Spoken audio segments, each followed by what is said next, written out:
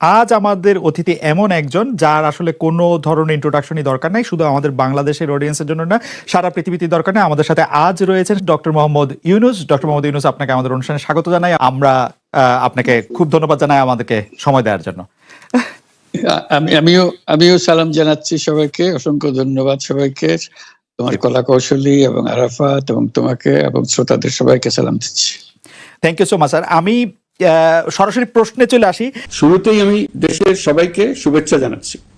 দীর্ঘ 17 বছর পর একটি উৎসব মুখর, অংশগ্রহণমূলক ও শান্তিপূর্ণ জাতীয় নির্বাচন সফলভাবে সম্পন্ন করার জন্য এই নির্বাচনের মাধ্যমে জনগণ, ভোটার, রাজনৈতিক দল, প্রার্থী, নির্বাচন সংশ্লিষ্ট প্রতিষ্ঠান ও আইনশৃঙ্খলা বাহিনী সম্মিলিতভাবে একটি প্রশংসনীয় নজির সৃষ্টি করেছে। ভবিষ্যতে বাংলাদেশের নির্বাচন কেমন হওয়া উচিত, এই নির্বাচন তার একটি উৎকৃষ্ট উদাহরণ হয়ে থাকবে। প্রিয় দেশবাসী, বিগত 18 মাস আমার উপর অর্পিত দায়িত্ব নিষ্ঠার সাথে পালন শেষে একটি নির্বাচিত সরকারের কাছে দায়িত্ব হস্তান্তরের প্রাক্কালে অন্তর্বর্তী সরকারের প্রধান উপদেষ্টা হিসেবে আজ আমি আপনাদের কাছ থেকে বিদায় নেবার জন্য উপস্থিত হয়েছি। আজ বিদায়ের দিনে 5ই আগস্টের কথা স্মরণ করে আপনাদের কিছু কথা বলবো। কি মহা মুক্তির দিন ছিল সেদিনটি, সে কি আনন্দের দিন। বাংলাদেশিরা দেশে বিদেশে যে যেখানে ছিল আনন্দে চোখের পানি ফেলেছিল। দৈত্যের গ্রাস থেকে তরুণ ছাত্রছাত্রীরা দেশকে বের করে এনেছে, দেশ মুক্ত হয়েছে। কিন্তু দেশ সম্পূর্ণ অচল। এই অচল দেশটিকে কিভাবে সচল করা যাবে সেটা ছিল সবার মনে। অভ্যুত্থানের ছাত্র নেতারা ঠিক করলো দেশকে সচল করার জন্য একটি সরকার লাগবে। সরকার গঠন ও চালাবার জন্য তারা আমাকে খবর দিল। আমি তখন বিদেশে, আমি দায়িত্ব নিতে রাজি না। তারা জাতির প্রতি কর্তব্য পালনের কথা বলে আমাকে রাজি করালো। 18 মাস পর এখন আমার যাওয়ার পালা। আমি আজ আমার কাজ হতে বিদায় নিতে আপনাদের সামনে এসেছি। আমাদের প্রথম কাজ ছিল দেশকে সচল করা। এটি ছিল সবচেয়ে কঠিন কাজ। যারা দেশকে লুটে পুটে খেত তারাই দেশের এই যন্ত্র চালাতো। তাদের একান্ত অনুগত লোকজন নিয়ে অভ্যুত্থানের সঙ্গে সঙ্গে সবাই পালিয়ে গেছে। বড় কর্তা পালিয়েছে, মাঝারি কর্তা পালিয়েছে, অন্যরা ভোল পাল্টিয়েছে অথবা আত্মগোপনে চলে গেছে। কেউ নানা জনের সুপারিশ নিয়ে আসছে, তারা অভ্যুত্থানের গোপন সৈনিক ইত্যাদি। সরকারের ভেতর যারা পালিয়ে যাননি তাদের মধ্যে কাকে বিশ্বাস করবেন, কাকে বিশ্বাস করবেন না, এটি মহাসংকট হয়ে দাঁড়ালো। যতই মৃতদেহের অঙ্গ প্রত্যঙ্গবিহীন দেহের সন্ধান আসছিল ততই তারা চিহ্নিত হচ্ছিল। সেই থেকে 18 মাস চলে গেছে। অবশেষে 12ই ফেব্রুয়ারি আসলো। 1.5 যুগ পরে দেশে একটি জাতীয় নির্বাচন এবং ব্যাপক সাংবিধানিক পরিবর্তনের জন্য সর্বসম্মত জুলাই সনদের উপর গণভোট অনুষ্ঠান হলো। এই নির্বাচনে উৎসব মুখর পরিবেশ, দেশের সর্বত্র একটা ঈদের পরিবেশ ছিল যা আমাদের ইতিহাসে স্মরণীয় হয়ে থাকবে। এই প্রতিদ্বন্দ্বিতামূলক নির্বাচনে যারা জয়ী হয়েছেন তাদের আমি অভিনন্দন জানাচ্ছি। যারা পরাজিত হয়েছেন তাদেরকেও আমি অভিনন্দন জানাচ্ছি। হার জিতেই হলো গণতন্ত্রের সৌন্দর্য।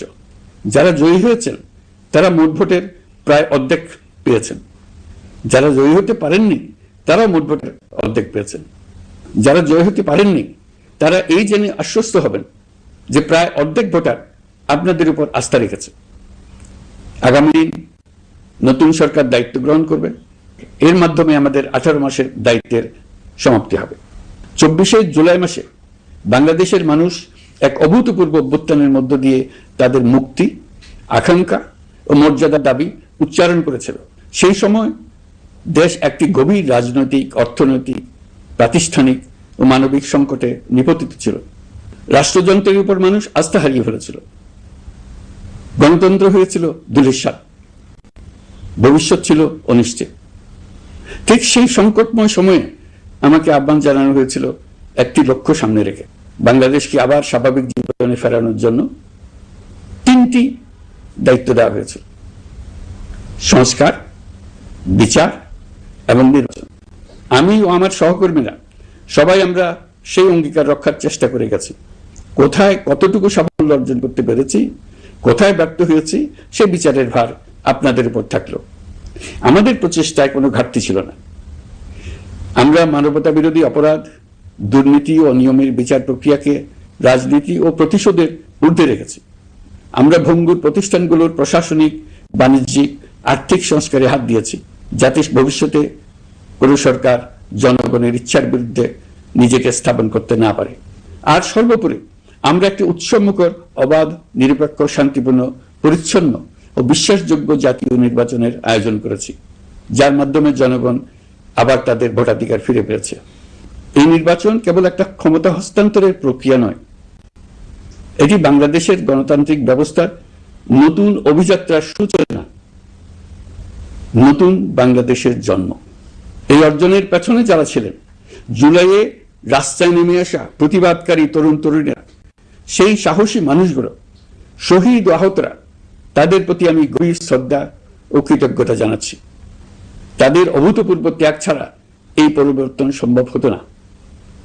এই প্রক্রিয়া সফল করতে দেশের আবালবৃদ্ধ বনিতা সকলেই সহযোগিতা করেছেন। প্রাতিষ্ঠানিক দিক থেকে দেশের রাজনৈতিক দলসমূহ, নির্বাচন কমিশন, সকল আইনশৃঙ্খলা বাহিনী, সশস্ত্র বাহিনী, সরকারি কর্মকর্তা কর্মচারী ও প্রশাসনের প্রতিটি স্তরের সদস্যরা আন্তরিক সহযোগিতা করেছেন। আপনাদের প্রতি আমার আন্তরিক কৃতজ্ঞতা রইল। আপনাদের ধৈর্য, পেশাদারিত্ব ও আস্থার উপর ভর করেই এই পথ চলা সম্ভব হয়েছে। প্রিয় দেশবাসী, 24-এর গণ অভ্যুত্থানের সময় দেয়ালে দেয়ালে তরুণরা যে নতুন বাংলাদেশের স্বপ্ন এঁকেছিল, তার কেন্দ্র ছিল প্রাতিষ্ঠানিক সংস্কার। সেই প্রত্যাশা বাস্তবায়নে অন্তর্বর্তী সরকার প্রায় 130টি নতুন আইন ও সংশোধনী প্রণয়ন করেছে এবং প্রায় 600টি নির্বাহী আদেশ জারি করেছে, যা প্রায় 84% ইতিমধ্যে বাস্তবায়িত হয়েছে। এই সংস্কার সমূহ নাগরিক অধিকারকে সংহত করেছে, বিচার ব্যবস্থাকে শক্তিশালী করেছে এবং গুম, খুন ও বিচার বহির্ভূত হত্যার সংস্কৃতি যেন আর কখনো ফিরে না আসে সেটা নিশ্চিত করেছে। আমরা দায়িত্ব গ্রহণের সময় দেশের আইন শৃঙ্খলা পরিস্থিতি ছিল অত্যন্ত ভঙ্গুর। থানাগুলো ছিল পুলিশ শূন্য, জনগণের মধ্যে আস্থার বদলে ভয় ও শঙ্কা তৈরি হয়েছিল। ধাপে ধাপে আমরা সেই অবস্থার পরিবর্তন ঘটিয়েছি। আজ পুলিশ আর মারণাস্ত্র ব্যবহার করে না, বেআইনিভাবে কাউকে তুলে নিয়ে যায় না, বন্দুক যুদ্ধের নামে হত্যা করে না। পুলিশ ও গোয়েন্দা বাহিনীর ভয়ে কাউকে ডিলিট বাটন চাপতে হয় না। জনবান্ধব ও জবাবদিহিমূলক বাহিনী হিসেবে 2025 প্রণয়ন করা হয়েছে। বিচার বিভাগকে স্বাধীন ও শক্তিশালী করতে পৃথক সচিবালয় গঠন, বিচারক নিয়োগের স্বচ্ছ কাঠামো এবং দেওয়ানি ও ফৌজদারি আইনে যুগান্তকারী সংস্কার করা হয়েছে। সেপারেশন অব জুডিশিয়ারির জন্য মাজদার হোসেন মামলার রায় আমরা বাস্তবায়ন করে গেলাম। গুমকে মানবতার বিরুদ্ধে অপরাধ হিসেবে স্বীকৃতি দিয়ে আন্তর্জাতিক অপরাধ ট্রাইব্যুনাল আইন সংশোধন করা হয়েছে। বিচার প্রক্রিয়াকে স্বচ্ছ করতে রায় সরাসরি সম্প্রচারের সুযোগ, বিদেশি আইনজীবী নিয়োগ এবং অন্তর্বর্তী আপিলের বিধান যুক্ত করা হয়েছে। বাংলাদেশ যেন আর কখনো মানবাধিকারহীন রাষ্ট্রে পরিণত না হয় সেই লক্ষ্যে জাতীয় মানবাধিকার কমিশন অধ্যাদেশ জারি করা হয়েছে এবং কমিশন গঠন করা হয়েছে। প্রিয় দেশবাসী, একটি সমাজ তখনই উন্নত হয় যখন তার নারীরা নিরাপদ, সম্মানিত ও সমান অধিকার প্রাপ্ত। উন্নয়ন তখনই টেকসই হয় যখন নারীরা সিদ্ধান্ত গ্রহণে, অর্থনীতিতে, শিক্ষায় ও নেতৃত্বে সমানভাবে অংশ নিতে পারেন। যে নতুন বাংলাদেশের স্বপ্ন আমরা দেখছি, নারীদের অগ্রযাত্রা ছাড়া তা গড়ে তোলা সম্ভব নয়। নারী ও শিশু সুরক্ষা, যৌন হয়রানি প্রতিরোধ অধ্যাদেশ, পারিবারিক সহিংসতা প্রতিরোধের অধ্যাদেশ এবং নারী ও শিশু নির্যাতন দমন আইন সংশোধন করা হয়েছে। নতুন এসব আইনের মাধ্যমে কর্মক্ষেত্রে ও শিক্ষা প্রতিষ্ঠানে নারীদের হয়রানি প্রতিরোধ ও সুরক্ষা আবার নিশ্চিত করার পথ সুগম করা হয়েছে। প্রিয় দেশবাসী, অভ্যুত্থান পরবর্তী এক উত্তাল সময়ে দেশকে ধীরে ধীরে স্বাভাবিক ধারায় ফিরিয়ে আনতে আমাদের সশস্ত্র বাহিনীর সৈন্যরা যে ধৈর্য, পেশাদারিত্ব ও দায়িত্ববোধের পরিচয় দিয়েছে, তার জন্য দেশবাসীর পক্ষ থেকে আমি তাদের প্রত্যেককে আন্তরিক ধন্যবাদ জানাচ্ছি। একই সঙ্গে বিশেষভাবে উল্লেখ করতে চাই, যখনই কোনো সংকটময় পরিস্থিতির উদ্ভব হয়েছে তখনই দেশের রাজনৈতিক নেতৃত্ব আমাদের আহ্বানে তাৎক্ষণিকভাবে সাড়া দিয়েছেন এবং সহযোগিতার হাত বাড়িয়ে দিয়েছেন। এই পারস্পরিক দায়িত্ববোধ ও সংযমই দেশকে অস্থিরতার পথ থেকে স্থিতিশীলতার দিকে এগিয়ে নিতে সহায়ক হয়েছে। স্বৈরাচারের 16 বছরে এই দেশের রাজনৈতিক নেতাকর্মীরা যে ভয়াবহ নিপীড়ন, মামলা, হামলা, গুম ও হত্যার শিকার হয়েছেন তা আমাদের জাতির জন্য এক গভীর বেদনাদায়ক শিক্ষা। এই অভিজ্ঞতা আমাদের স্মরণ করিয়ে দেয় যাতে ভবিষ্যতে আর কখনো কোনো জালেম মাথাচাড়া দিয়ে উঠতে না পারে, যেন আর কখনো ফেসিবাদ প্রতিষ্ঠিত না হয়, শত শত আইনাঘর সৃষ্টি না হয়, বিচার বহির্ভূত হত্যা ফিরে না আসে। সেই জন্য কেবল রাজনৈতিক অঙ্গীকারই যথেষ্ট নয়, প্রয়োজন ন্যায় বিচার নিশ্চিত করার লক্ষ্যে বিচার ব্যবস্থা ও রাষ্ট্রীয় কাঠামোর মৌলিক ও গভীর সংস্কার। এই উপলব্ধি থেকেই অন্তর্বর্তী সরকার তার সংস্কার কর্মসূচিকে সর্বোচ্চ অগ্রাধিকার দিয়েছে। প্রিয় দেশবাসী, ফ্যাসিস্ট সরকারের 16 বছরের নিপীড়ন ও জুলাইয়ের রক্তাক্ত স্মৃতি এখনো আমাদের মাঝে তাজা হয়ে আছে। যারা ভয়াবহ নিপীড়ন ও নির্যাতন চালিয়েছে তাদের বিচার করা এবং যেন আর কেউ এই ধরনের দুঃশাসন কায়েম করতে না পারে সেটা নিশ্চিত করা আমাদের গুরু দায়িত্ব। বিচার একটা চলমান প্রক্রিয়া। একাধিক ট্রাইব্যুনাল বর্তমানে সক্রিয়ভাবে কাজ করছে। ইতিমধ্যে একাধিক মামলার রায় ঘোষণা হয়েছে। আন্তর্জাতিক অপরাধ ট্রাইব্যুনালে ফেসিবাদের সময় দেশে যে গুমের সংস্কৃতি গড়ে উঠেছিল সেই ভয়াবহ মানবাধিকার লঙ্ঘনের বিচারও শুরু হয়েছে। বেশ কিছু মামলার বিচারিক কার্যক্রম এখন শেষের পথে। আমরা আশা করছি আগামী দিনগুলোতেও বিচারিক প্রক্রিয়া অত্যন্ত নিরপেক্ষ ও স্বচ্ছতার সঙ্গে এগিয়ে যাবে। প্রিয় দেশবাসী, অন্তর্বর্তী সরকারের সবচেয়ে বড় অর্জন জুলাই সনদ, যার ভিত্তিতে গণভোটে বিপুল সংখ্যাগরিষ্ঠতা তা বাস্তবায়নের সিদ্ধান্ত দিয়েছে দেশের মানুষ। জুলাই সনদের বাস্তবায়ন হলে ফেসিবাদ ফিরে আসার পথগুলো চিরতরে বন্ধ হয়ে যাবে। আশা করব এটা নির্ধারিত সময়ের সীমার মধ্যেই বাস্তবায়ন হবে। অন্তর্বর্তী সরকারের ছোট বড় ভালো মন্দ অনেক কথা ভুলে গেলেও জুলাই সনদের কথা জাতি কখনো ভুলবে না। এই সনদ রচনা এবং গণভোটে পাশ করানোর জন্য আমি সকল রাজনৈতিক দল, সামাজিক সংগঠন, অধিকার রক্ষা প্রতিষ্ঠান যারা অক্লান্ত পরিশ্রম করেছে তাদের সবাইকে আজ অভিনন্দন জানাচ্ছি। এই নির্বাচনে প্রথমবারের মতো প্রবাসীদের ভোট দেওয়ার সুযোগ সৃষ্টি করা হয়েছে। যখন একজন ভোটার গর্ব করে এই নির্বাচন ও গণভোটে ভোট দেওয়ার অভিজ্ঞতা সোশ্যাল মিডিয়ায় বলে, তখন একজন নাগরিক হিসেবে আমি আনন্দ ধরে রাখতে পারি না। আমি আশা করি এই প্রক্রিয়ায় ভবিষ্যতে আরো অনেক বেশি প্রবাসীরা নিশ্চিন্তে অংশগ্রহণ করতে পারবে। প্রিয় দেশবাসী, আমরা দায়িত্ব গ্রহণের সময় অর্থনীতি ছিল বিপর্যস্ত, ব্যাংকিং ব্যবস্থা ভেঙে পড়েছিল, অর্থ পাচার ছিল লাগামহীন। আমরা রাজস্ব ব্যবস্থাপনা, করনীতি, মুদ্রা ব্যবস্থাপনা, আর্থিক খাতে কাঠামোগত সংস্কার এনেছি। তলাবিহীন অর্থনীতি আমাদের জন্য রেখে গিয়েছিল আগের ফেসিবাদী সরকার। কেন্দ্রীয় ব্যাংক বাণিজ্য ব্যাংককে ফতুর করে দিয়ে গেছে, $234 বিলিয়ন পাচার করে নিয়ে গেছে, বিশাল ঋণের বোঝা রেখে গেছে। এইসব আমাদের জানা কথা। আমরা যারা এই অর্থনীতি আবার চালু করার দায়িত্ব পেয়েছিলাম তারা দিশা খুঁজে পাচ্ছিলাম না। এখন যাবার সময় স্বস্তি পাচ্ছি যে আমরা অবস্থার মোকাবেলা করতে পেরেছি এবং নতুন অর্থনীতির বুনিয়াদ রচনা করে রেখে যেতে পারছি। এখন আর পাওনাদাররা আমাদের তাড়া করতে আসবে না। আন্তর্জাতিক লেনদেনে আমরা চোখে অন্ধকার দেখব না। আমাদের রিজার্ভের পরিমাণ এখন $34 বিলিয়ন। আমাদের দেশপ্রেমিক প্রবাসী ভাই বোনদের রেমিটেন্সের টাকায় এই রিজার্ভ ক্রমেই বাড়ছে। নিত্য প্রয়োজনীয় পণ্যের দাম নিয়ন্ত্রণে সরবরাহ বৃদ্ধি করা হয়েছে। টিসিবির কার্যক্রম সম্প্রসারিত হয়েছে। বাজার তদারকি ও মজুতদারির বিরুদ্ধে কঠোর ব্যবস্থা নেওয়া হয়েছে। এর ফলে খাদ্য মূল্যস্ফীতি উল্লেখযোগ্যভাবে কমেছে। শ্রমিক অধিকারকে মানবাধিকারের অংশ হিসেবে বিবেচনা করে আন্তর্জাতিক শ্রম সংস্থার গুরুত্বপূর্ণ কনভেনশন সমূহ অনুসমর্থন করা হয়েছে, যা কর্মক্ষেত্রে শ্রমিকের নিরাপত্তা ও মর্যাদা নিশ্চিত করবে। যুগান্তকারী নতুন শ্রম আইন প্রণয়ন করা হয়েছে। প্রবাসীরা আমাদের অর্থনীতির প্রাণশক্তি। তাদের সুরক্ষা ও কল্যাণে আইন সংশোধন, বিদেশে আইনি সহায়তা, নতুন শ্রম চুক্তি এবং দক্ষতা উন্নয়ন প্রকল্প গ্রহণ করা হয়েছে।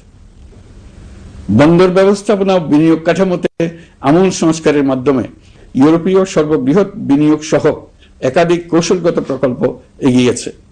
ব্লু ইকোনমির সম্ভাবনা কাজে লাগাতে গভীর সমুদ্র বন্দর, মৎস্য ও আধুনিক টাউনশিপ উন্নয়নে নতুন কর্তৃপক্ষ গঠন করা হয়েছে।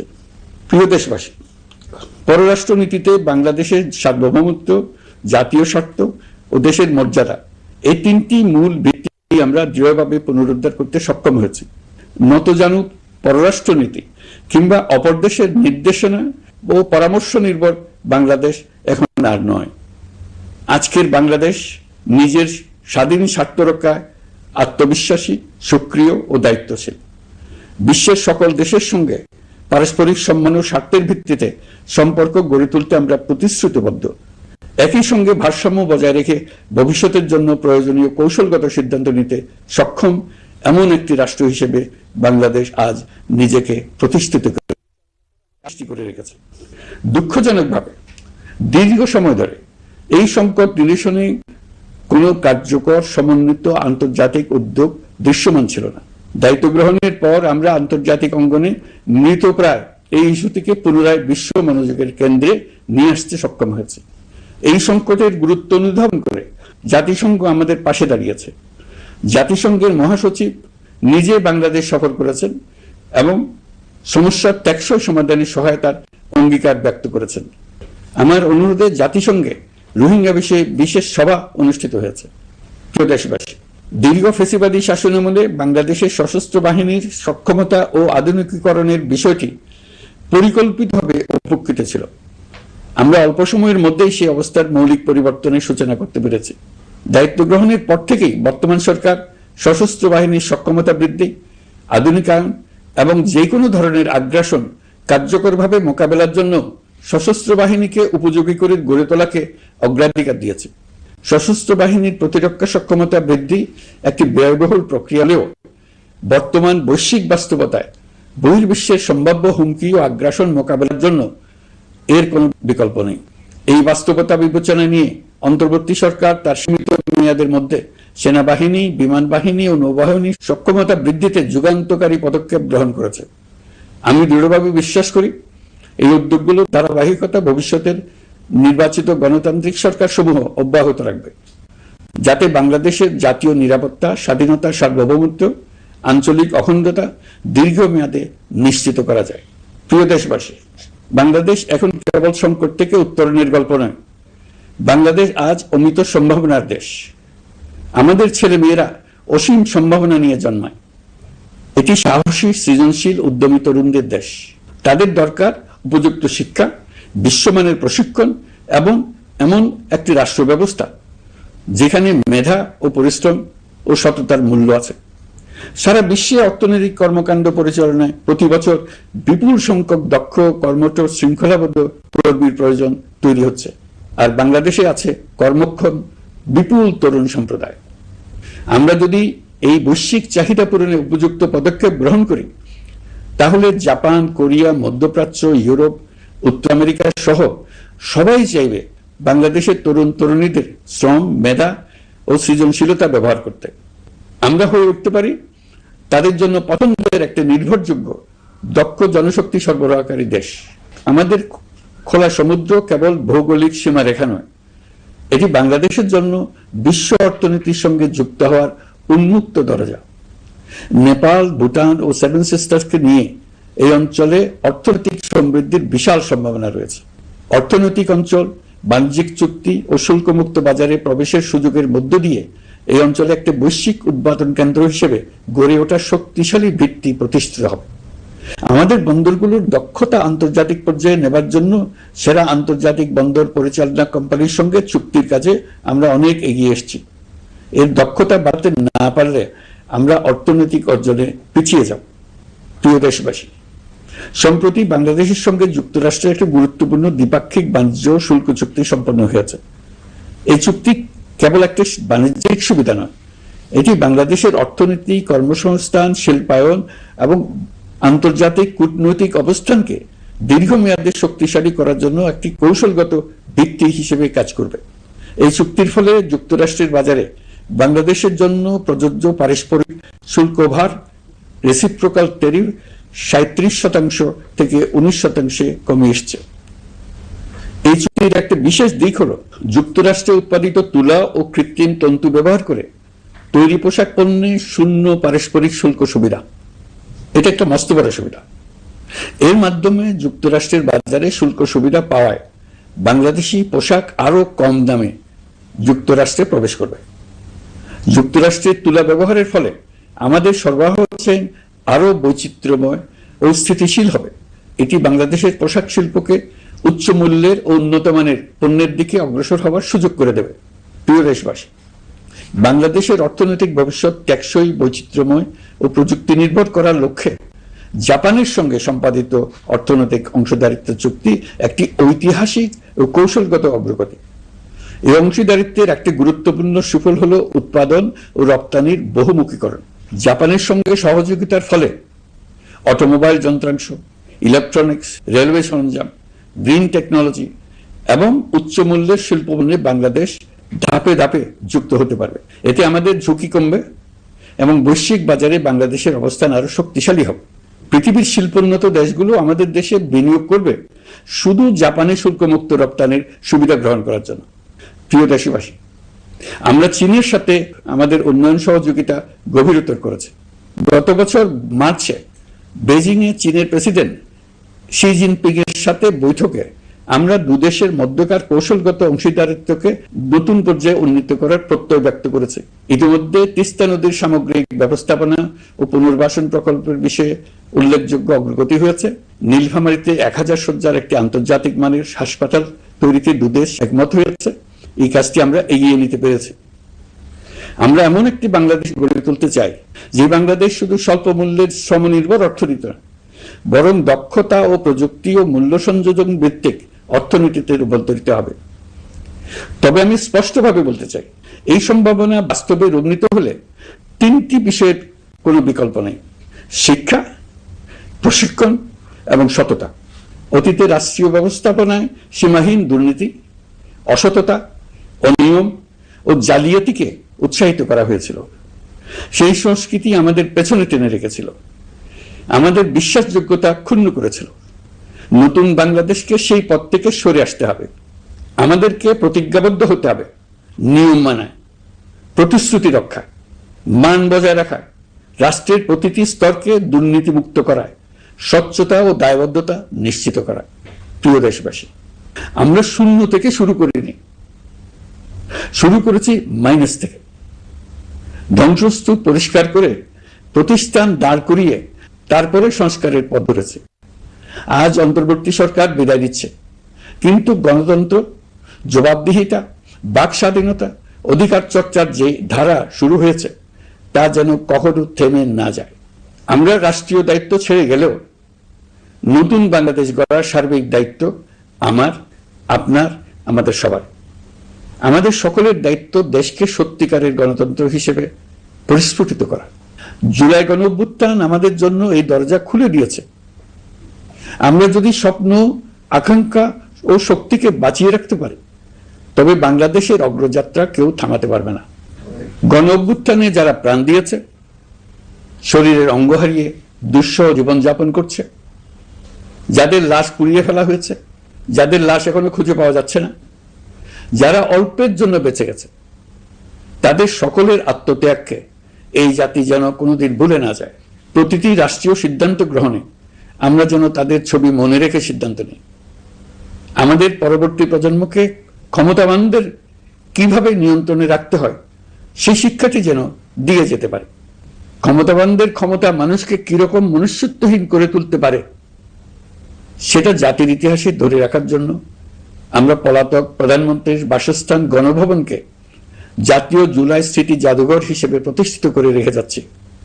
এখানে আপনাদের স্মৃতির বাস্তব নমুনা সংরক্ষণ করে রাখা হয়েছে। জাদুঘর যখন জনসাধারণের জন্য খুলে দেওয়া হবে, তখন আপনি যেখানেই থাকুন, দেশে থাকুন, বিদেশে থাকুন, আমি অনুরোধ করব আপনি সপরিবারে একবার এসে কিছুক্ষণ জাদুঘরে কাটিয়ে যাবেন। প্রিয় দেশবাসী, আসুন আমরা এমন একটি বাংলাদেশ করি যেখানে সম্ভাবনা সীমাহীন আর স্বপ্নের কোনো সীমানা নেই। গত 18 মাসে ক্রমান্বয়ে এদেশের মানুষের মধ্যে গণতন্ত্র, একটি কল্যাণমূলক শাসন ব্যবস্থা বাক স্বাধীনতা, ক্ষমতাকে প্রশ্ন করতে পারা, সমালোচনা করতে পারা, জবাবদিহিতায় আনতে পারার যে চর্চা শুরু হলো, উৎসব মুখর পরিবেশে নির্বাচন আয়োজন করে জনগণের অধিকার নিশ্চিত হলো, এই ধারা যেন কোনো রকমেই হাতছাড়া হয়ে না